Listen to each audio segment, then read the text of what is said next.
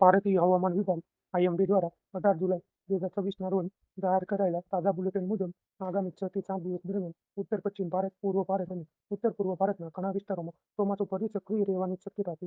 અનેક રાજ્યોમાં ભારેથી અતિભારે વરસાદની આગાહી કરવામાં આવી છે.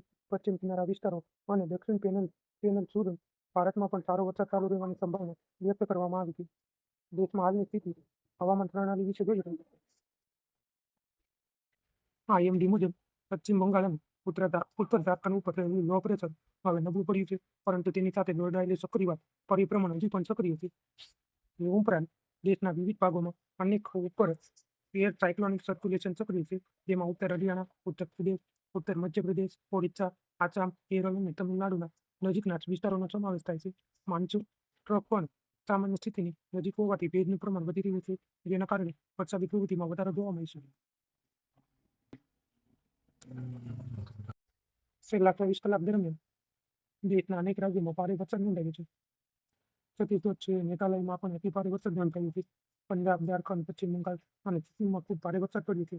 ગુજરાત, હિમાચલ પ્રદેશ, ઉત્તરાખંડ, મધ્યપ્રદેશ, બિહાર, ઓડિશા, કેરળ અને કર્ણાટક અને ગોવા સહિત અનેક વિસ્તારોમાં ભારે વરસાદ પડ્યો છે.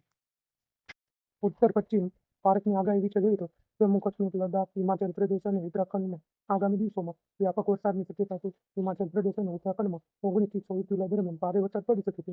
પંજાબ, હરિયાણા, દિલ્હી અને પૂર્વ અને પશ્ચિમ રાજસ્થાન તેમજ ઉત્તર પ્રદેશમાં પણ અનેક સ્થળોએ વરસાદ સાથે ગાજવીજ અને 40 થી 60 કિમી પ્રતિ કલાકની ઝડપે પવન ફૂંકાઈ શકે છે.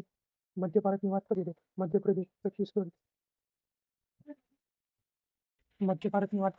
મધ્યપ્રદેશ, છત્તીસગઢ અને વિદર્ભ વિસ્તારોમાં આગામી દિવસોમાં વરસાદી માહોલ ચાલુ રહેશે. 20 થી 24 જુલાઈ દરમિયાન પશ્ચિમ મધ્યપ્રદેશમાં ભારે વરસાદ થવાની સંભાવના વ્યક્ત છે. છત્તીસગઢમાં પણ 20 થી 23 જુલાઈ દરમિયાન ભારે વરસાદ પડી શકે છે.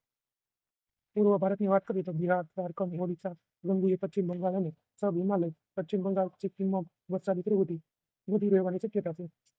18 અને 19 જુલાઈએ પશ્ચિમ બંગાળ અને સિક્કિમમાં અતિભારે વરસાદ થવાની શક્યતા વ્યક્ત કરવામાં આવી છે. ઉત્તર પૂર્વ ભારતની વાત કરીએ તો હિમાચલ પ્રદેશ, આસામ, મેઘાલય, નાગાલેન્ડ, મણિપુર, મિઝોરમ, ત્રિપુરામાં આગામી દિવસોમાં વ્યાપક વરસાદ ચાલુ રહેશે. આસામ અને મેઘાલયમાં 18 જુલાઈએ અત્યંત ભારે વરસાદ થવાની શક્યતા વ્યક્ત કરવામાં આવી છે. પશ્ચિમ ભારતમાં વાત કરીએ તો ગુજરાત પ્રદેશ, સૌરાષ્ટ્ર, કચ્છ અને મધ્ય મહારાષ્ટ્રમાં 18 થી 24 જુલાઈ દરમિયાન છૂટાછવાયા વરસાદની આગાહી છે અને કોકણ અને ગોવામાં વ્યાપક વરસાદ ચાલુ રહેશે. ગુજરાત પ્રદેશમાં 18 જુલાઈએ ભારે વરસાદ થવાની સંભાવના વ્યક્ત કરવામાં આવી છે, જ્યારે સૌરાષ્ટ્ર, કચ્છમાં પણ વરસાદી માહોલ ચાલુ રહેશે.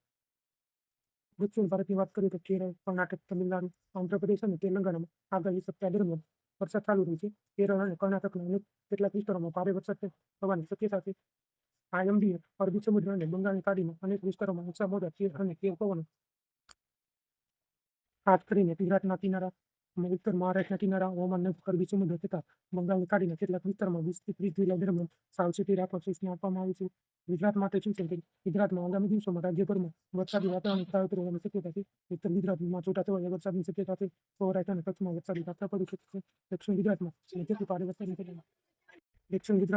મધ્યમથી ભારે વરસાદ થવાની સંભાવના છે. દરિયાકાંઠા વિસ્તારોમાં પવનની ગતિ પણ વધશે અને વરસાદ પણ ઝાપટા પણ પડશે. આઈએમડીની તાજી આગાહી મુજબ આગામી એક સપ્તાહ દરમિયાન દેશના મોટાભાગના વિસ્તારોમાં ચોમાસું સક્રિય રહેશે. ઉત્તર ભારત, પૂર્વ ભારત અને ઉત્તર પૂર્વ ભારતના અનેક રાજ્યોમાં ભારેથી અતિભારે વરસાદ પડી શકે છે. ગુજરાતમાં પણ વરસાદી માહોલ યથાવત રહેવાની સંભાવના છે. ભારે વરસાદ દરમિયાન નદી નાળાઓ નજીક ન જવું, નીચાણવાળા વિસ્તારમાં સાવચેતી રાખવી અને હવામાન વિભાગની સત્તાવાર સૂચનાઓ પર નજર રાખવી.